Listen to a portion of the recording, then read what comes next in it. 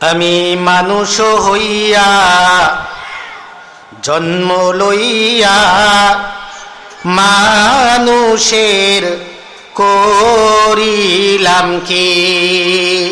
সুবহানাল্লাহ কইবেন না তাইলে?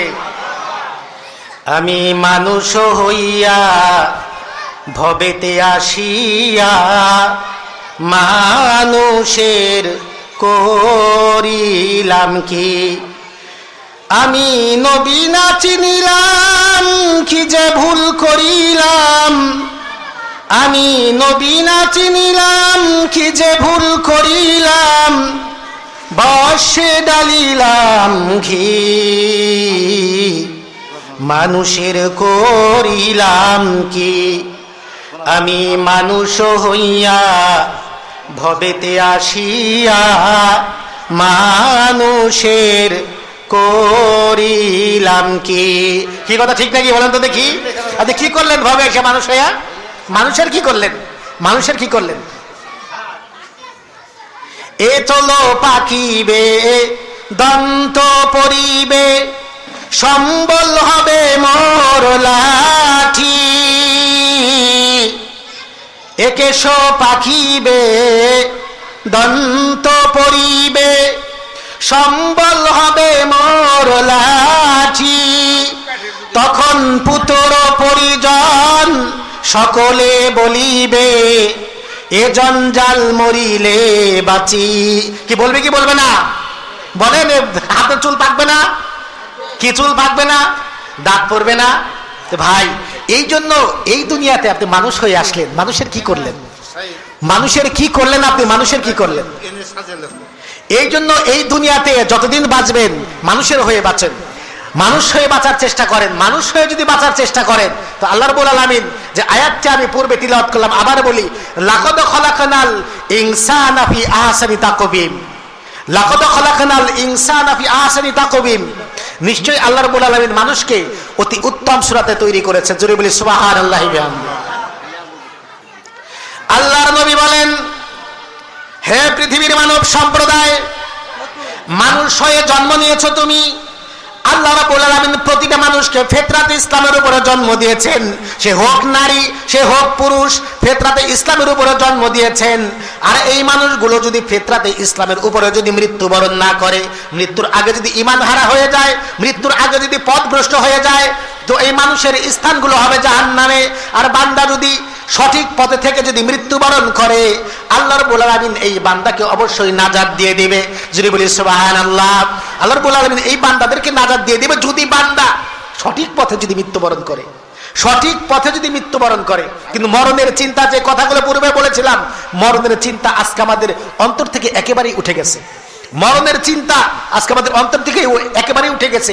আজকে ওয়াজ মাহফিল, এই মাহফিলে আমরা যত মানুষ আসছি, আমার মনে হয় যে এই গ্রাম নয়া পুকুর পাড় থেকে, প্রত্যেক বাড়ি থেকে, প্রত্যেকটি গোত্র থেকে, প্রত্যেকটি বাড়ি থেকে যদি একজন করে মানুষ আসতো, মনে হয় না যে এই ময়দানে জায়গা দেওয়া যাইতো? কি জায়গা দেওয়া যাইতো? প্রায় রাত্র বাজে 10:30, রাত্র বাজে 10:30, চার দোকানে এবং টেলিভিশনের পর্দায় দেখেন অনেক মানুষ বসে আছে, অনেক মানুষ বিছানায় শুয়ে আছে। যেই জায়গায় মাহফিলে যাই, এই শীতের মধ্যে যত মাহফিল করলাম, বিশ্বাস করেন পুরুষের চাইতে মহিলারা 4 গুণ বেশি হয়। আমার মা বোনেরা 4 গুণ বেশি হয়। মা বোনেরা সব সময় তারা ইসলামের প্রতি ভক্তি শ্রদ্ধাশীল বেশি হয়। মা বোনেরা ইসলামের প্রতি ভক্তি শ্রদ্ধাশীল বেশি হয়। তারা স্বামীর প্রতি আনুগত্যশীল হয়। সব চাইতে তারা ইসলামের প্রতি তাদের মনটা বেশি ঝুঁকে, ইসলামের প্রতি। দানের বেলায় পুরুষের চাইতে মা বোনরা বেশি করে। অনেক জায়গায় দেখেছি যে পুরুষ যা দান করে তার চাইতে মা বোনদের টুকলাটাই বেশি হয়। তাহলে মা বোনদের অন্তঃকরণ আল্লাহ রাব্বুল আলামিন নরম করে দিয়েছেন। মা বোনদের অন্তঃকরণ আল্লাহ রাব্বুল আলামিন নরম করে দিয়েছেন। একটি ঘটনা আপনাদেরকে বলি। হযরত আইয়ুব আলাইহিস সালামের নাম শুনেছেন? শুনেন নাই? হযরত আইয়ুব আলাইহিস সালাম, আল্লাহ রাব্বুল আলামিন তাকে এমন রোগ দিয়েছিলেন, এমন রোগ দিয়েছিলেন, তার সারাটা জীবন তার সারা অঙ্গ কিরায় খেয়েছে, সারাটা অঙ্গ। তার স্ত্রী ছিল বিবি রহিমা। বিবি রহিমা এতটা পর্দাশীল, এতটা দানশীল, এতটা খেদমতগার, এরকম স্ত্রী পৃথিবীতে হওয়া খুবই দুরূহ ব্যাপার। এরকম স্ত্রী আর পৃথিবীতে আসবে না, আর পৃথিবীতে আসবে না। হযরত আইয়ুব আলাইহিস সালাম কঠিন রোগে আক্রান্ত, তার প্রতিটা স্ত্রী তাকে রেখে চলে গেল, একমাত্র বিবি রহিমা হযরত আইয়ুব আলাইহিস সালামকে ছেড়ে গেল না। হযরত আইয়ুব আলাইহিস সালাম বলে, সবাই তো আমাকে ছেড়ে চলে গেল, একমাত্র আমার সত্তা আমার পাশে রয়েছে। তিনি বিবি রহিমাকে বললেন, হে আমার বিবি, সবাই তো আমাকে ছেড়ে চলে গেল, তুমিও চলে যাও, তুমিও চলে যাও, তুমিও চলে যাও, তুমিও চলে যাও। বিবি রহিমা চোখের পানি ছেড়ে দিয়ে বলল, হে আমার স্বামী, হে আমার স্বামী, আমার পিতামাতা আমাকে এমন কোনো শিক্ষা দেয় নাই স্বামীর কঠিন বিপদে আমরা স্বামীকে ছেড়ে চলে যাব। আমি স্বামীকে ছেড়ে চলে যেতে পারি না। আমার স্বামী আমার ভরণ পোষণ করেছে, আমার খাবারের ব্যবস্থা করেছে, পর্দার ব্যবস্থা করেছে, নিরাপত্তার ব্যবস্থা করেছে, আমার ইজ্জত আবরু রক্ষার ব্যবস্থা করেছে। আজ আমার স্বামীর বিপদে আমি কিভাবে স্বামীকে রেখে চলে যাই? আমি আমার স্বামীকে রেখে চলে যাব না। দেখেন তারা কতটা ভদ্র, কতটা নম্র এবং কতটা সম্মানিত তারা, এবং কতটা স্বামীর প্রতি তারা আনুগত্যশীল। বিবি রহিমা সব স্ত্রী চলে যাওয়ার পরেও সে চলে যায় না। সব স্ত্রী চলে যাওয়ার পরেও হযরত আইয়ুব আলাইহিস সালামকে ছেড়ে সে চলে যায় না। এবং কি আইয়ুব আলাইহিস সালাম বিছনা থেকে উঠতে পারে না, বিবি রহিমার চুল ধরে তিনি উঠে দাঁড়ায়, আবার চুল ধরে তিনি বসে। এবং কি তার খাবারের ব্যবস্থাও তার স্ত্রী মানুষের বাসায় কাজ করে করে করে করে করে করে এনে অসুস্থ স্বামীকে তিনি খাওয়ায়। সুবহানাল্লাহ কইবেন না তাইলে? অসুস্থ স্বামীর সেবা করার, অসুস্থ স্বামীকে খাওয়ায়। বিবি রহিমা বলল, হে আমার স্বামী, আল্লাহ রাব্বুল আলামিন আমাকে জমিনে যতদিন টিকায় রাখে, আল্লাহ রাব্বুল আলামিন আমাকে যতদিন জমিনে বাঁচায় রাখে, আমি আপনার সেবা করে জমিন ছেড়ে চলে যাব, কিন্তু আপনাকে ছেড়ে চলে যাব না। আল্লাহ আমাকে যত বড় বিপদ দিক, আমি আপনাকে ছেড়ে চলে যাব না। আপনি আমার জন্য দোয়া করুন। এই কথা বলে সকালবেলা স্বামীকে ঘরে রেখে বিবি রহিমা কাজের সন্ধানে গ্রামের ভিতরে বের হয়ে গেলেন। গ্রামের মধ্যে বের হয়ে গেলেন বিবি রহিমা কাজের সন্ধানে। স্বামীকে তো খাওয়াইতে হবে। স্বামীর যে কঠিন রোগ, সে কোনো কাজ করতে পারে না, সে কোনো কর্ম করতে পারে না, কিন্তু স্বামীর সেবা, স্বামীকে খাওয়াইতে হবে, স্বামীকে সেবা করতে হবে, এটাই তার উদ্দেশ্য। শয়তান তো সবসময় চায়, শয়তান তো সবসময় চায় মানুষের মনে ওয়াসওয়াসা দেওয়ার জন্য, সবসময় ওয়াসওয়াসা দেওয়ার জন্য চায়। এই জন্য শয়তান হযরত যে বিবি রহিমার অন্তর ওয়াসওয়াসা দেওয়ার পরেও শয়তান বিবি রহিমাকে হযরত আইয়ুব আলাইহিস সালাম থেকে বিরত রাখতে পারলেন না, তার সেবা থেকে বিরত রাখতে পারলেন না। সে তার সেবায় তার জীবনকে উৎসর্গ করে দিল। এত সেবা তার করেছে, এত সেবা তার করেছে।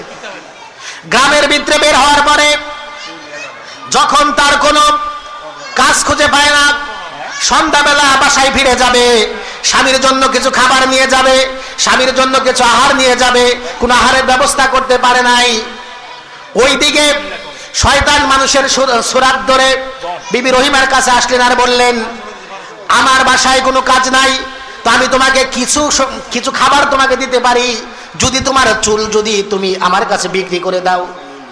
বিবি রহিমা বলল, হে মালিক, হে ভাই, হে ব্যক্তি, খোদার কসম, আমার স্বামী এত অসুস্থ, আমার এই চুল ধরে উঠে আর আমার এই চুল ধরে বসে, এই চুল যদি আমি আপনাকে দিয়ে দেই তো আমার স্বামী কি করে উঠবে বসবে? আমার স্বামী কি করে উঠবে বসবে? আমি যদি এই চুল আপনাকে দিয়ে দেই, আমার স্বামী কি করে উঠবে বসবে? আমি তার সেবা কি করে করব? বললো যে এটা ছাড়া তোমাকে খাবার দেওয়ার মতো, কাজ দেওয়ার মতো আমার আর কোনো উপায় নাই, আর কোনোভাবে আমি পারবো না। বিবি রহিমা তার চুল কেটে স্বামীর খাওয়ার জন্য, ভরণ পোষণের জন্য, তার হক আদায় করার জন্য, স্বামীর সেবা করার জন্য তার চুলকে তিনি কেটে ফেললেন, তিনি চুলকে তিনি বিক্রি করে দিলেন। জুড়ে বলি না সুবহানাল্লাহি বিহামদিহি। তার চুলকে তিনি বিক্রি করে দিলেন। বিবি রহিমা সন্ধ্যাবেলায় স্বামীর জন্য খাবার নিয়ে ঘরে ফিরলেন। আমার স্বামী আহারে অসুস্থ, স্বামী ঘরে রয়েছে, তার খাবারের ব্যবস্থা করতে হবে। শয়তান এই দিকে হযরত আইয়ুব আলাইহিস সালামের কাছে আসলেন আর বললেন, হে আল্লাহর নবী, আপনার স্ত্রী বিবি রহিমা মানুষের বাসায় কাজ না পেয়ে চুরি করেছে, আর মানুষ তাকে ধরে চুল কেটে দিয়েছে, মানুষ তাকে ধরে চুল কেটে দিয়েছে। শয়তান দেখেন এদিকেও খায়, ওদিকেও ধোঁকা দেয়, আবার এদিকেও তাকে ধোঁকা দেয়। হযরত আইয়ুব আলাইহিস সালাম ছিল ন্যায় বিচারক। সে বলল যে কি ব্যাপার, আমার স্ত্রী মানুষের বাসায় চুরি করতে পারে না, এটা কোনোদিন সম্ভব না। শয়তান তাকে বলল মানুষের সুরাতে, আপনি দেখেন, আপনার স্ত্রীর অবস্থা দেখেন। স্ত্রী যখন বাসায় ফিরল, হযরত আইয়ুব আলাইহিস সালামকে সালাম দিলেন। সালাম দেওয়ার পরে যখন ঘরে ঢুকলেন, স্বামী বললেন, হে আমার স্ত্রী, আমি তোমাকে অত্যাধিক ভালোবাসি, অত্যাধিক বিশ্বাস করি, যে আজকে আমি একটু উঠবো বিছানা থেকে, এখন একটু উঠবো, তোমার চুলটা তুমি ছেড়ে দাও। তার স্ত্রী তো চুল কাটা, ছাড়বে কি করে, ছাড়বে কি করে? তখন হযরত আইয়ুব আলাইহিস সালাম তার ঘোমটাটা সরিয়ে দেখলেন সত্যি সত্যি তার চুল কাটা। হযরত আইয়ুব আলাইহিস সালাম বললেন, আল্লাহ রাব্বুল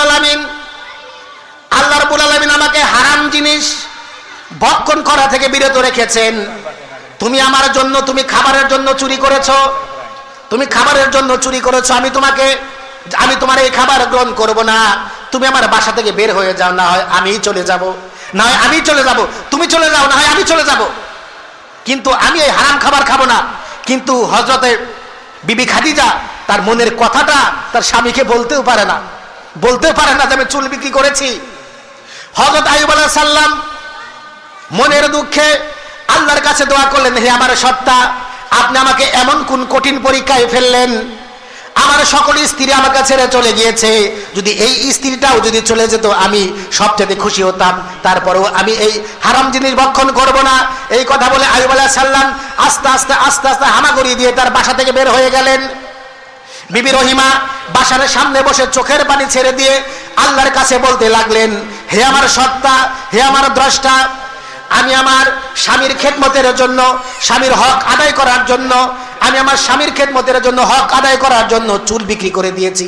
পৃথিবীর আর কেউ না জানুক, আপনি তো জানেন আমি কোনো অন্যায় কাজ করি নাই, আমি কোনো অন্যায় কাজ করি নাই। হে সত্তা, আপনি তো জানেন আমি আমার স্বামীর জন্য কি করেছি, আপনি তো জানেন। তো আপনি আমাকে কেন কঠিন পরীক্ষায় ফেললেন, কেন এই কঠিন পরীক্ষায় আপনি আমাকে ফেললেন? আপনি কঠিন পরীক্ষা থেকে আমাকে বাঁচান। হযরত আইয়ুব আলাইহিস সালাম ঘর থেকে বের হয়ে যাওয়ার পরে যখন সন্ধ্যা হয়ে যাবে, বিবি বিবি রহিমা রাস্তার ধারে চেয়ে আছেন, স্বামী কেন আসে না, স্বামীর অপেক্ষায় থাকতে থাকতে তিনি ক্লান্ত হয়ে গেলেন। আল্লাহ রাব্বুল আলামিন জিবরাইলের মাধ্যমে হযরত আইয়ুব আলাইহিস সালামকে জানিয়ে দিলেন যে তোমার স্বামী চোর, তোমার স্ত্রী চুরি করতে পারে না, চোর হতে পারে না। সে তোমার খাবার সংগ্রহ করার জন্য সে তার চুলকে বিক্রি করে দিয়েছে।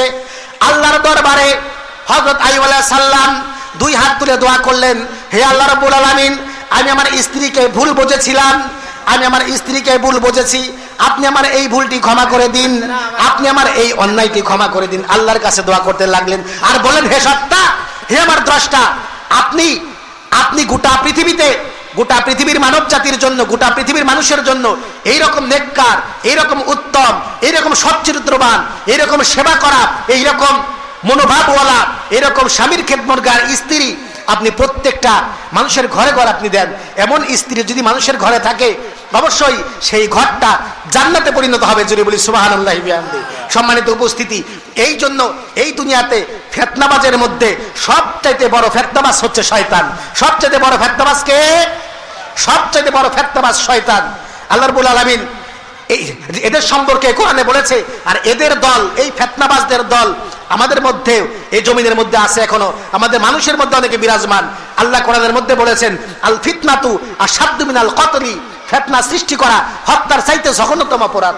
এই জন্য যারা মানুষের মনে কুমন্ত্রণা দিয়ে, যারা মানুষের সাথে ফিতনা সৃষ্টির মানুষকে জড়াইয়া দেয়, আল্লাহ রাব্বুল আলামিন এদের সম্বন্ধে আরো বলেছেন, আলা লাহুম ইন্নাহুম হুমুল মুফসিদুনা ওয়ালাকিন লা ইয়াশউরুন, যে নিশ্চয়ই স্মরণ রেখো, তারাই তো মূলত ফিতনাবাজ, কিন্তু এই সম্পর্কে তারা নিজেরাও বেখবর, তারা নিজেরাও জানে না যে তারা সমাজে কত বড় ফিতনা সৃষ্টি করে দিয়েছে। আল্লাহ রাব্বুল আলামিন সকলকেই এই দুনিয়ার ফিতনা থেকে, সকলকেই দুনিয়ার ঝামেলা থেকে, সকলকেই দুনিয়ার এই মোহ থেকে মুক্ত হওয়ার তৌফিক দিক, এবং কি আমার অন্তঃকরণ, আমার অন্তর, আমার হৃদয়কে পবিত্র করার তৌফিক দিক। খতামাল্লাহু আলা কুলুবিহিম ওয়া আলা সামিহিম ওয়া আলা আবসারিহিম গিশাওয়াতু ওয়া লাহুম আযাবুন আযীম। আল্লাহ আমাদের অন্তরে যে পর্দা ফেলে দিয়েছিল সে পর্দাকে দূর করে দিক। আল্লাহ আমাদের চোখের পর্দাকে দূর করে দিক, আর আল্লাহ আমাদের কর্ণের পর্দাকে দূর করে দিক। যে পর্দা সম্পর্কে আল্লাহ রাব্বুল আলামিন তার কোরআনের মধ্যে বলেছেন, খাতামাল্লাহু আলা কুলুবিহিম ওয়া আলা সামইহিম ওয়া আলা আবসারিহিম গিশাওয়াতু ওয়া লাহুম আযাবুন আযীম। এই সমস্ত আযাব থেকে, এই সমস্ত পর্দা থেকে, এই সমস্ত ব্যাধি থেকে আল্লাহ আমাদের অন্তরকে পবিত্র করে দিক। সকলে বলে আমিন। শেষ একটা কথা বলে যায় আপনাদেরকে, যে কথা আকীদা নিয়ে বলেছিলাম, যে কথাটা পূর্বে বলেছিলাম, সবার আগে আমাদের আকীদাকে দুরুস্ত করা, সবার আগে আমাদের ঈমানকে মজবুত করা, সকল ভ্রান্ততা থেকে আল্লাহ আমাদের বাঁচার তৌফিক দিক। সকলে বলি আমিন। আসসালামু আলাইকুম ওয়া রাহমাতুল্লাহি ওয়া বারাকাতুহু।